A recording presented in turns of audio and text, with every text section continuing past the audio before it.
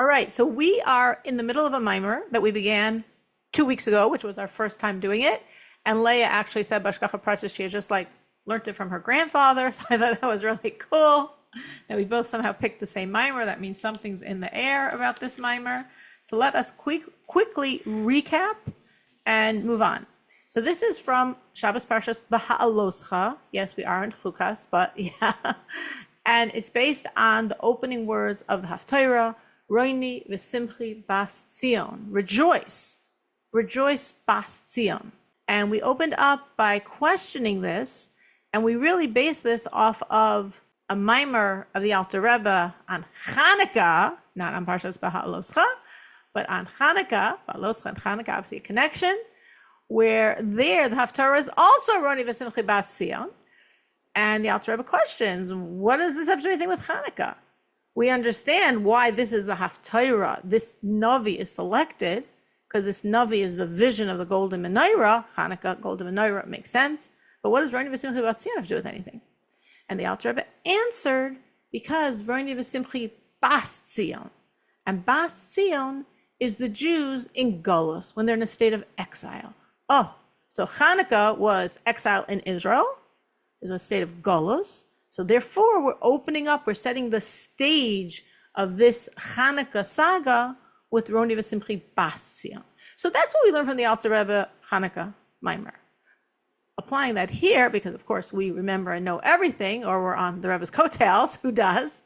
Or wait a minute, that made a lot of sense, Chanukah, but it doesn't make sense here, because Biha'alosicha is always besmichus next to Shavuos, right?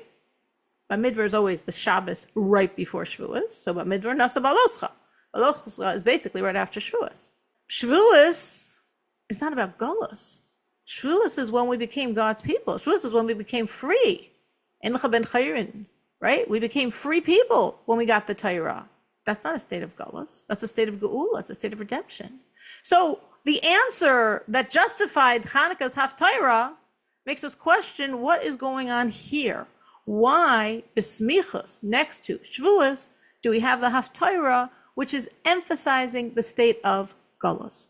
So to unpack this a little, in that mimer, discussing Roni Visimchi Tsion, we quote the Midrash, connecting to this pasuk, that says that Hashem has such love for Klal Yisrael.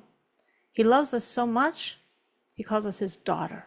He loves us even more, we're his sister. He loves us even more, we're his mother. And this connects to Shavuos. Roni Visimchi Tsion, Roni Visimchi rejoice Tsion, connects to another pasuk talking about the Jewish people as Tsion, with this vision of Shlomo HaMelech, Tzenu Ur'ena Benos Tsion, plural of Tsion, Tzenu Ur'ena Benos Tsion, Ba'at B'melech Shlomo, Ba'atara She'itra Lo Imo. Go out and see daughters of Zion. We're starting off as the Bas, the daughter, B'melech Shlomo, the king, Ba'atara She'itra Lo Imo, in the crown that his mother crowned him. So we have in this pasuk the relationship of Hashem, of Klal Yisrael, as Bas, Benos Tzion, but then we're moving to sister, and we come to, in the same pasuk, we suddenly become the mother persona, Ba'atara She'itra Lo Imo, with the crown that his mother crowned him. So we're the daughter of the king, we're the mother of the king, and in between the daughter and the mother, we were also the sister of the king. So the Medrash explains that we have these levels in our relationship with Hashem, the daughter, and even more the sister, like equality, and even more the mother, the nurturer, the giver. And what shows our relationship to Hashem as the mother? Ba'atara she'itra lo imo, in the crown that his mother crowned him, the crown that Klal Yisrael crowned Hashem by Matan Torah. Wait a minute. So that means then that by Matan Torah, we're on the highest level of relationship, not the daughter, not the sister. We're the mother. That's our Matan Torah relationship. So then why are we using the Haftarah of Parshas Biha'alosicha and talking about ourselves as God's daughters? Roni Visimchi Tsion. So we have here two different aspects, both of which we come to the same question. All roads are going the same direction. But from the first perspective, based on the mimer of the Alter Rebbe of Shabbos Parshas Chanukah, Bas Tzion is us in Galus. This is right after Shavuos. We're not in Galus. What are we talking about Galus for? In the second question, in unpacking the pasuk, which connects to Roni Visimchi Bas Tzion, Tzener and a Binos Tzion, Batar Shishra Lo Imo, we see that our Shavuos relationship with Hashem, and Shabbos Parshas Biha'alosicha is right after Shavuos, is the mother. We're the givers. We're crowning Hashem on Shavuos. We're the nurturers. So if our relationship to Hashem, Shavuos time, is a mother, why are we talking here with a pasuk that demotes us back to being the daughter? When we're looking at ourselves after Shavuos, we are like those lights. Like it says, Ner Havaya Nishmas Adam. Every Jew is a candle of God. Every Jew is a shining light. Every Jew is a light that's illuminating. By Shavuos, after Matan Torah, we all are these luminaries. We all are these lights. But again, if we're so brilliant and shining lights, which is our relationship to Hashem after Matan Torah, which connects to this Haftarah of Roni Visimchi Bas Tzion, because it's talking about the lights, like the lights of the menorah, connecting to the Parsha, Biha'alosicha es haneros.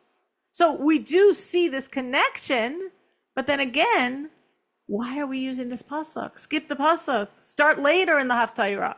Start when we're talking about the menorah, God's lights, like we're the light of God, especially after Matan Torah. Why are we beginning with the pasuk which is talking about Roni Visimchi Bas Tzion?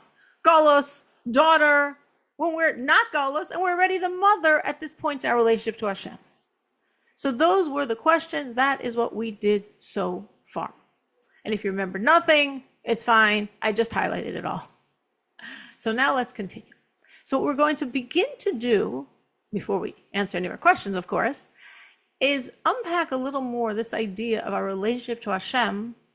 What does this mean we're Hashem's daughter? What does this mean we're Hashem's sister? What does this mean we are Hashem's mother? The daughter, which is the lowest relationship on the ladder, is our mitzvahs, right? When I do the mitzvah, it's a simple act. I'm the makabel. I'm the recipient, right? It's not like what I'm doing is, oh, it's so holy and refined and sublime. No, it's a very simple physical act. This covers my collarbone. This doesn't. These words are gossip. They're not. This is true. This is false. I'm hammering a box on my door, right? I'm doing physical acts that, so to speak, any human being could do. But these are mitzvahs. So that's me in my most basic relationship with Hashem, my most simple on the ladder relationship. I'm the makabel, I'm the recipient, because I'm doing very simple physical acts. But because those simple physical acts happen to be mitzvahs, there's a tzafsa, there's a bond, there's an enormous connection between me and God, and godliness comes down from these simple physical acts. Like, you're on your computer and you're punching buttons and like, whoa, what comes out? It's not you, you're just pressing certain buttons. But the computer is a very powerful tool. Or imagine if you're using AI, right? And like all this stuff comes out. Well, you're just doing simple stuff. Yeah, but you're connected to something really powerful. So obviously mitzvah is a lot more than a computer and a lot more than AI. That's the daughter. The sister reality is already higher, right? Like a sister is not like a daughter that's a recipient. A sister is like siblings, equal. Well, that's the Jew when we learn Torah. Because when we learn Torah, we're told that as you're learning Torah, Hashem is learning Torah with you. So that's sisters. There's a certain fusion and bonding and oneness of me with Rachel and Rivka and Shani and Hashem. And we're all bonding together. We're all one. Our minds immersed in the minds of Hashem, the mind of God, so to speak. Hashem's mind within our mind. This, as Tanya says, Yichud nifla she'ein yichud kamocha erech klal b'gashmius. Never is there such a oneness in this physical reality like the oneness of a Jew with God when we are learning Torah. So if the emphasis is on we're one, that implies on a certain level, sounds a funny word to use, but I'm going to use the word equality in the relationship because we're so one. As versus by the daughter, where it's not equality. I'm the recipient. I'm doing simple physical acts, and Hashem is letting those simple physical acts elicit enormous godly response. So it's not equal. I'm receiving this. But by sister, that's already equal because I'm learning Torah and my mind is in Hashem's mind and Hashem's mind is in my mind and I'm bound up with Hashem and as Hashem is bound up with me and there's a oneness here, there's a commonality. And then mother is when we give to Hashem. And giving to Hashem is an act of Mesiras Nefesh. You can say Mesiras Nefesh. We're talking about Matan Torah. What was a Mesiras Nefesh involved there? I mean, that was like, we had it good. Nobody was attacking us then, right? The whole world was awed or terrified of us. But the Mesiras Nefesh, as we understand, is our acceptance of Hashem's will. When we said Na'aseh v'nishma, that was Mesiras Nefesh. Mesiras Haratzon, giving over our will to God. We don't know what you're going to tell us to do. And you know what? It doesn't really make a difference. If I'm batel to you, if I'm nullified, if I want you, it doesn't make a difference, the details. I want you, I'm giving you whatever it takes. I'm serving you. Whatever you're asking for, I'm doing. That's Mesiras Nefesh. You could say, well, am I Mesiras Nefesh every time I serve Hashem? Maybe yes, maybe no. But if you don't even know what you're getting into, and you give an absolute commitment, because I love you and want you and I'm nullified to you, that's Mesiras Nefesh. But the truth is, as it's explained in Tanya, a lot of our day has a lot of Mesiras Nefesh in it. Just because at any point in time, when I'm doing what Hashem wants instead of doing what I want, that means Mesiras Nefesh. So it might not be the most difficult act, but maybe for this moment it really is. And I really have a hard time giving Hashem the 5, 10, 15, 20, 25, 30 minutes, however many minutes I give him to daven in the morning. It's really hard. And I'm like, no, I got to daven. No, I got to daven. And I force myself. That was Mesiras Nefesh. I would have done something else like in a second, but I'm davening because that's what Hashem wants. So in almost any situation where you're doing what Hashem wants and you really wouldn't be doing it otherwise, and really are like almost resistant, but you nullify yourself. This is the will of Hashem. This is what has to be done. That's Mesiras Nefesh. It's almost like our smallness is our advantage, because obviously when we're on a higher level and we're more connected, you could say, I love davening. I love learning. I love these things. I want to do them. Well, that's great and that's beautiful and it's wonderful.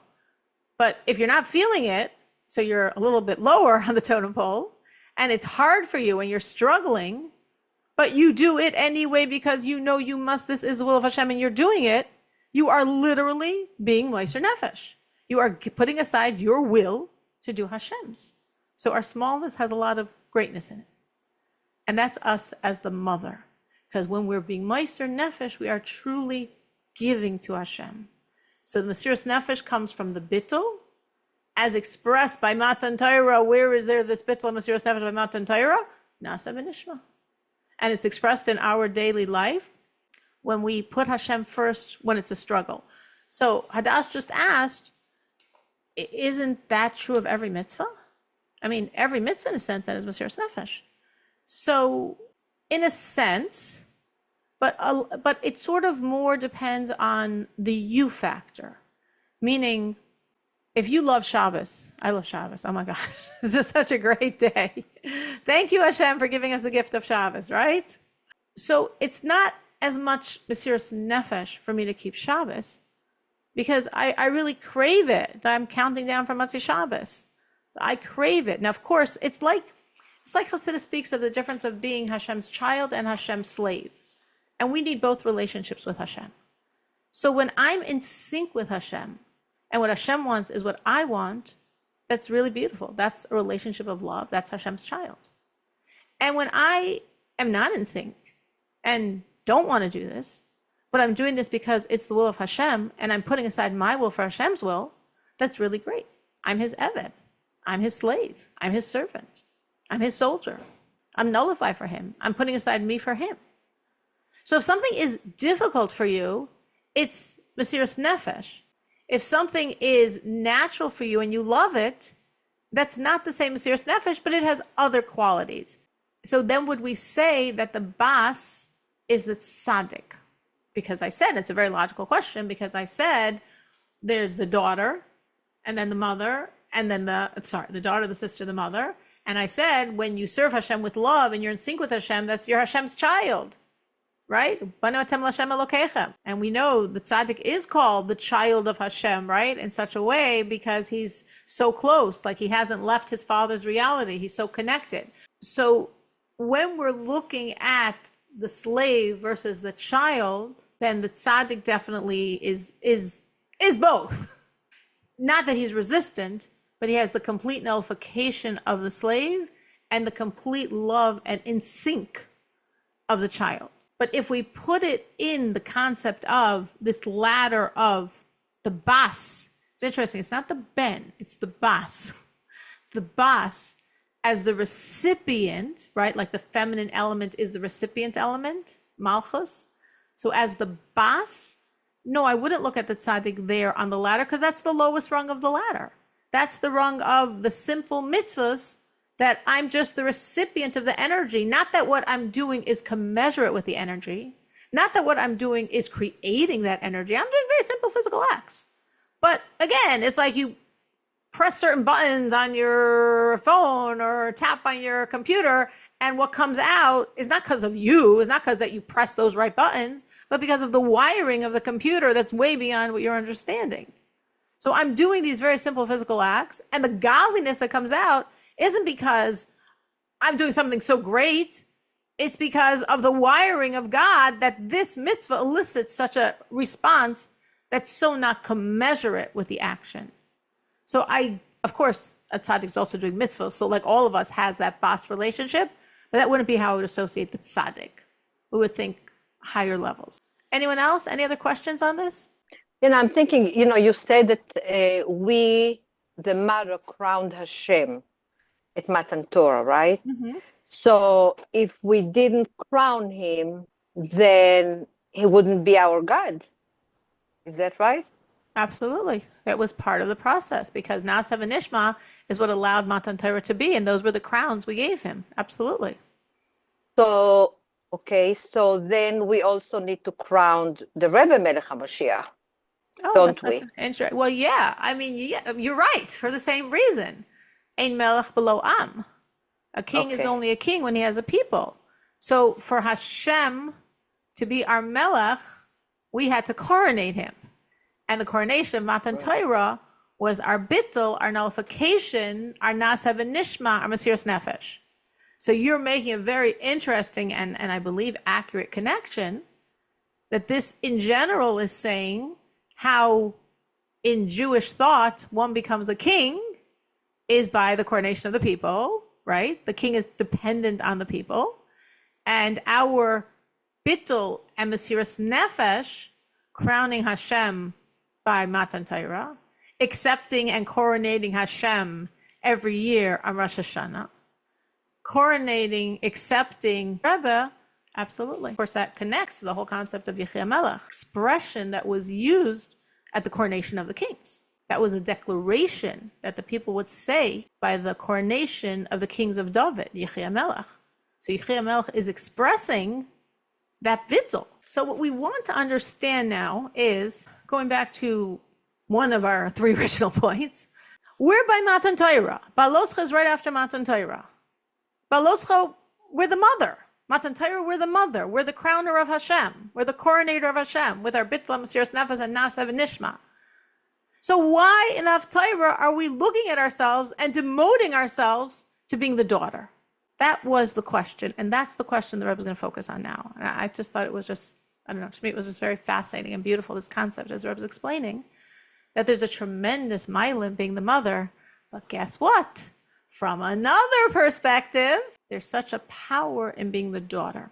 And the basic point that the Rebbe is saying here is, when you are doing something great, the response is commensurate with the great thing you're doing. But if you're doing something very simple, and Hashem responds with an enormous power, guess what? It has nothing to do with you. It's totally not limited and encumbered by your limitations, because in essence, it has nothing to do with you. The daughter's the makabel. Yeah, we're doing a few things to elicit, the mitzvahs. But those are such small change compared to the response.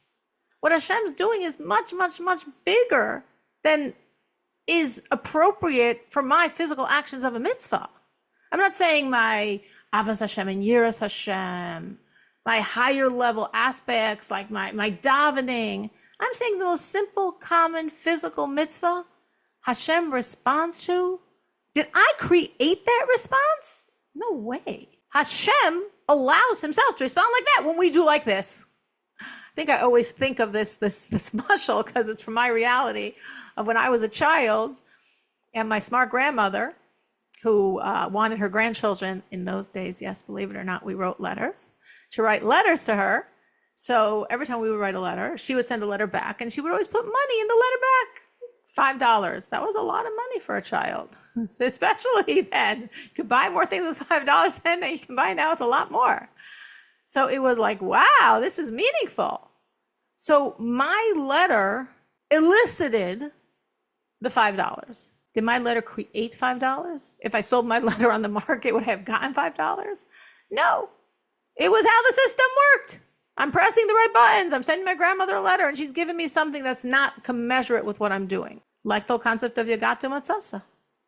Yagatu Matzasa means you're going to have Yagia, but the response is a Metzia. The response has nothing to do with your efforts. The response is so much bigger. Or we see this all the time. Pischu li kechudash hamachat, right? Open up for me like the eye of a needle. A tiny little hole. Yeah, the older we get, the harder it is to find those holes in the needle, right? Open up for me like the eye of a needle, and I will open for you like the ulam of the Beis HaMikdash that had no gates, that was always open, was this huge, massive opening. So my chudash al-machat, my eye of the needle, could not have opened like the opening of the ulam. What's going on? Hashem says, this is my system.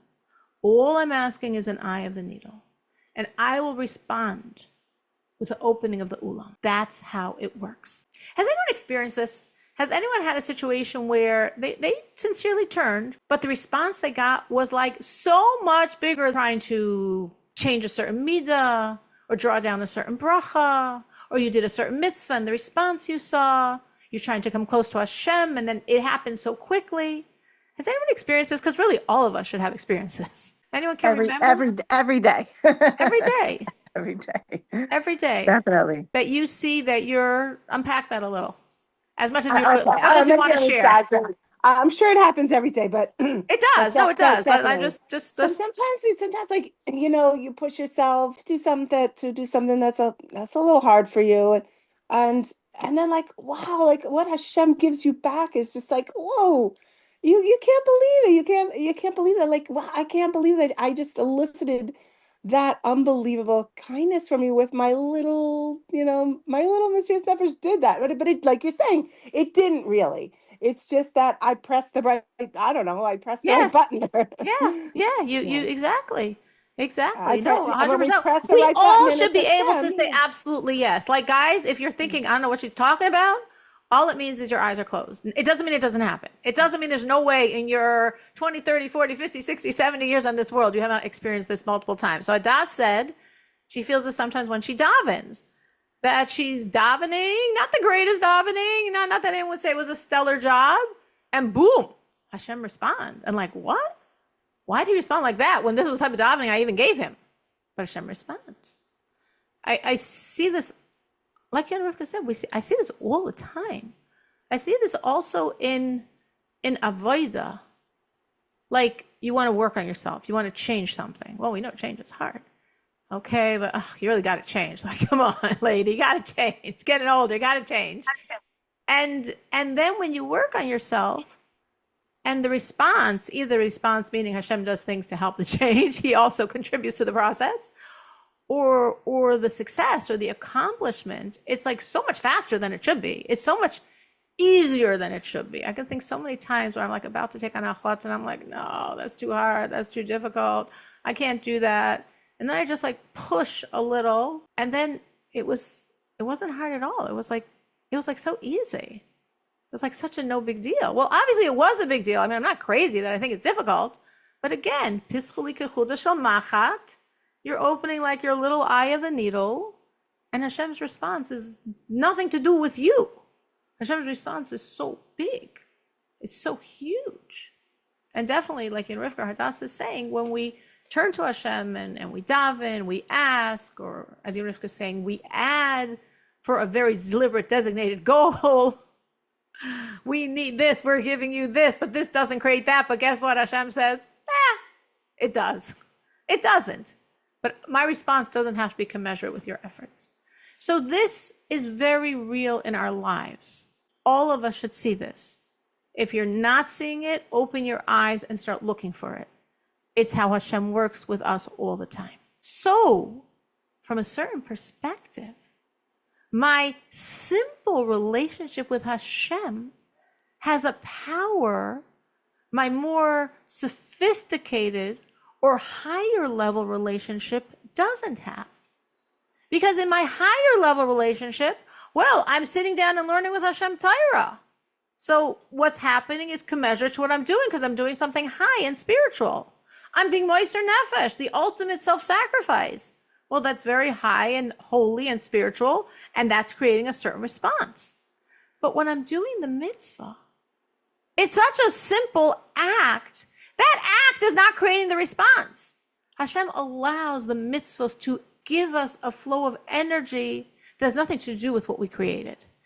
As such, the Rebbe is saying, from a certain perspective, the energy brought down by a mitzvah is higher and more limitless than the energy brought down by Torah Mesiras Nefesh.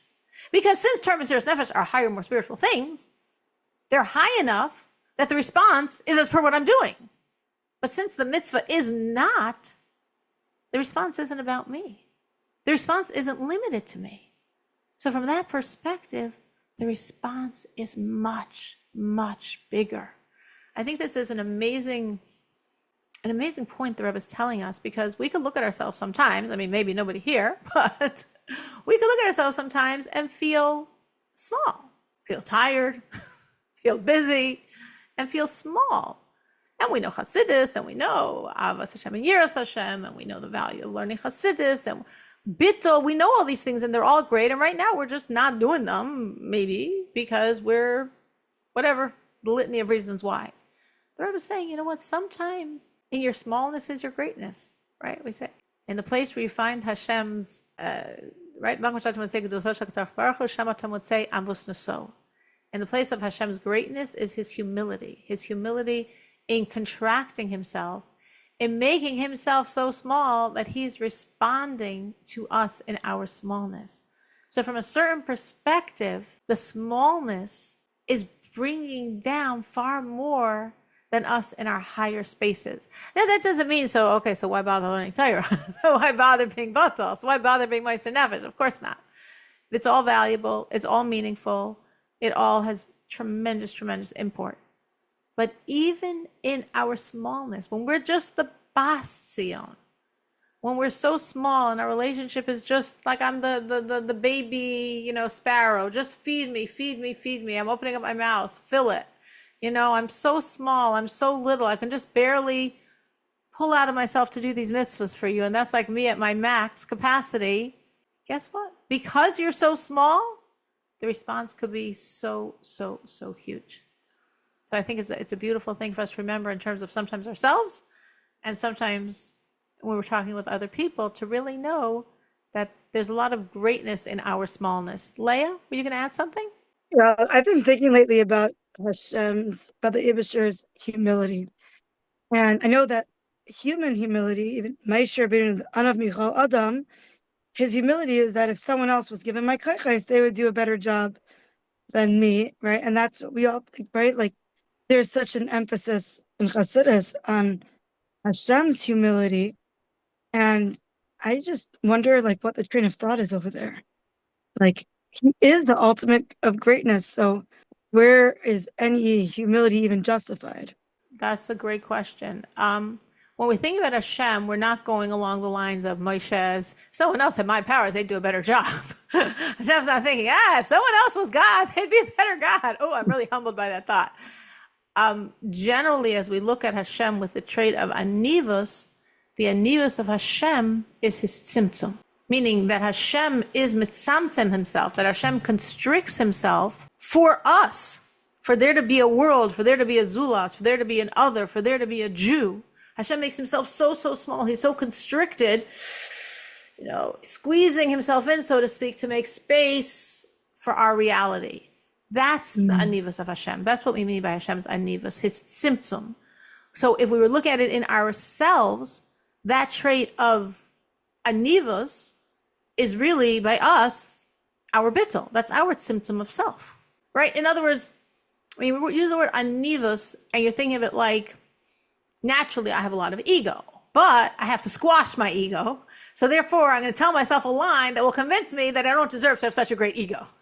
If the line didn't work, then I'd say, well, no, I really deserve to have all this ego. But that's just like a superficial manifestation of the concept of anivus. The core of anivus, that trait, is bittul, nullification. Like, you don't exist. You're not there. So by Hashem, that anivus, aka that bittul, is that he constricts himself so he's not there. Hashem is all space. All space is him. He takes up all space. One of the 70 kinuyim for Hashem is makom, space. That's a kinoi, that's a term. When we see the term makom used, it's a reference to Hashem. Why? Because he is space and space is him. So his anivus, his bittul, is his symptom that he is lessening the intensity of his space for there to be an existence that seemingly feels outside of him. That's his bittul. That's his symptom. That's his anivus. I'm not taking up the space. Now, of course, does this coming down a quadrillion miles reflect in our anivus? Yeah, because if we want to be on a very superficial, human version of the reality, a lot of us, our anivus, bittul, tzimtzum needs to be that we should stop taking up all the space, right? The famous Maisa that someone said to the Tzemach Tzedek, wherever I go, everyone steps on me. And Tzemach Tzedek said, what can they do? Wherever they go, there you are. So for a lot of us, like if you think of the Rebbe Rashab's Hechaltzu, that's the concept of we're taking up all the space. And because we're taking up all the space, there's no room for anyone else's space. And that's the root of sinas chinam. Sinas chinam is I hate you because your existence minimizes my existence. You're taking up some space and therefore there's less room for my space. And I want to have all that space. So Hechaltzu, sinas chinam, taking up space, that's all mirrored Gashmi reflections of Hashem's bittul, of Hashem negation of self for us. In Tanya, the Alter Rebbe goes into this theme for like 3 prakim, really expressing the idea of how Hashem was so mitzamtzem himself for the purpose of our existence, with the bechein, Tanya is not haskala, Tanya is avoida. So the bechein, the bottom line of focusing for like 2.5 prakim on how Hashem is constricting himself for us is, and therefore we should constrict ourselves for him. So that's the bittul of Hashem, so to speak, and how this should engender and be reflected in our bittul. Okay, well, we didn't get too far, but that's fine. We have no timeline. And I think just this new point that we developed today in the Maimer is such an avoidic point. There's like 2 types of Maimarim, Haskalah and Avoida. And of course, there's tremendous, a real Haskalah Maimer. But when you look at real Avoida, like, okay, this is graspable. This I can relate to. This I understand. I feel small? Great. You don't want to do the mitzvah? Great. You're Hashem's Eved. You're Batul. You're Meiser Nefesh. You're amazing that you don't want to do the mitzvah, right? That's another famous Maisa with the Tzemach Tzedek, that someone came to the Tzemach Tzedek and said, Rebbe, it's so hard for me. I don't want to learn Torah. And Tzemach Tzedek said, wow, you're so lucky. What can I do? I want to learn Torah. It wasn't a joke. He meant this absolutely seriously. Nebuch, the Tzemach Tzedek, he loves learning Torah. All he wants to do is learn Torah. You're a Yid that doesn't want to learn Torah? Wow, you're giving Hashem so much more than I am. Because you don't want to learn Torah, and you're doing it anyway. So the mile of our smallness, the mitzvahs that are hard for us, amazing. We have the opportunity to be mothers, to be batel, to be meiser nefesh, to be mothers. And also recognizing that the mitzvahs we do that are such simple little acts, amazing. Because the very fact that they're little means it's nothing to do with us. The response has nothing to do with us. And therefore, wow, the limitless response back. Yes, Hadass. It's just like that. I was thinking of the exact same story of the Rebbe who's like saying, wow, you want to marry a Goya? Oh my gosh. Look how you can jump to your ladder's top. Me, I don't have those opportunities. Oh my gosh, you know what happened? Beis Mashiach put out this amazing article called like 6 Miracles in One, showing that story when it originally came out. And this was a few weeks ago. And how one person read that story, and then because of that, and then like literally like the chain of events of how 6 people were spared, broke off their marriage. So we had a not from neighbor. They were playing with the kids outside. It was Shabbos afternoon, and I called them in to join our Shabbos party. So they're all intrigued, and they came, with her non-Jewish husband, and then her son picked up the Beis Mashiach magazine, was sitting on the couch, and he was looking at it, and we had like a few of them because like the snail mail, it's delayed. So a bunch of, and I was like, is that the one that has it? And I was like, oh, you can borrow that if you want. He's like, really? And his mother's like, oh wow, that would be great. And I was like, yeah, for sure. And it was so close at the very last second. He's like, actually, I don't want to borrow it. I was like, oh, it's okay. You could really, and it was like Maisa Satan or something, but it was so close to being a 7th miracle. It's so interesting what you're saying. It reminds me. So as there's a lot of Nos Rabbeinu here, we had our production, our last one, right? Where what was it called? Beyond the Tide, where we had the whole theme was intermarriage, right? That the girl Gittel is gonna get married to a guy, and she's torn, and last minute she officially throws my diamond in the water, but Baruch Hashem, it was a pebble and not my diamond. Whatever. That was our last video. So the theme of it was intermarriage, and the dangers of intermarriage and not intermarrying, and that was the whole theme. It was a pretty intense movie. So finally the video comes out. I don't know how long it takes, but the video of the movie comes out. And of course we sell these videos and make some pennies or dollars for the school. So this was pre-COVID, and I had an in-person class. Pre-COVID, now the class is on Zoom. And of course I had a few videos because maybe I'm going to make some money for the school and sell the videos, and everybody will watch them and be inspired and be impressed. And it's be cool brava, good on every level. So I was not very smart. Happens sometimes because one of the people in my class, there's a woman that's going to my class for years. I mean, by now, of course, this was many years ago, but she's been with me probably like some 15 years. And her son, unfortunately, had married a Goya. I don't remember. Maybe they did like a reform conversion, whatever, or maybe not. Doesn't really make a difference. And this sweet Goyish woman started coming to my class with her mother-in-law, to understand what this Judaism thing is. So here's me. If I was a little smarter, a little more sensitive, a little wiser, I would not have promoted the videos in that class. But I was like clueless and didn't think about it. Not only that, but her mother-in-law tells me this, I don't remember, it was years ago. A woman at the class at that time, she asked me literally a question about intermarriage. And I went into it the whole thing, all 9 yards, with all my drama and passion. So here's this Goyisha woman who intermarried. So she hears in the class me saying, all the stuff about intermarriage. And then because she's such a nice person, when I asked who wanted to buy a video, she bought the video. Or DVD probably. She bought the DVD. So she comes home and she watches it. And needless to say, she never came to my class again. It was like a double whammy. Both she's getting me answering this question, and she's buying the DVD because she's such a nice person. Daughter? What? The daughter-in-law, the Goyisha girl. So she's buying the DVD. She's watching this whole video about the horrors of intermarriage, the evil of intermarriage. And she's hearing this lady asking this question. And that was it. She was done. She never came to my class again. And of course, I felt like, where is my brain? Maybe someone asked the question. I could have just maybe answered it in 3 minutes briefly, and we'll discuss it later. I for sure, any normal brain, you do not sell the DVDs when you see this person at your class. Maybe next week she won't be there. They're not going to go stale. I can wait till a week she's not there. Clueless. Didn't think one drop. She never came to my class again. Fast forward many years, most incredible miracle happened. And this woman, very recently, and her I believe by now, two children, just converted kahalacha through the CRC. They are from family today. They live in Mequon. They go to Chabad there. They moved to be closer to the Chabad so they could walk. And, they're totally planning on sending her boys to HTC, like totally from. And which is, skipping many, many details of the story, but just bringing out this point. And I was like, oh, wow. And I said this to her mother-in-law, who I'm very close to. She's going to my class, for many, many years, that like, look at that. I was so stupid. I was not doing the right thing. And really, I should have done it differently.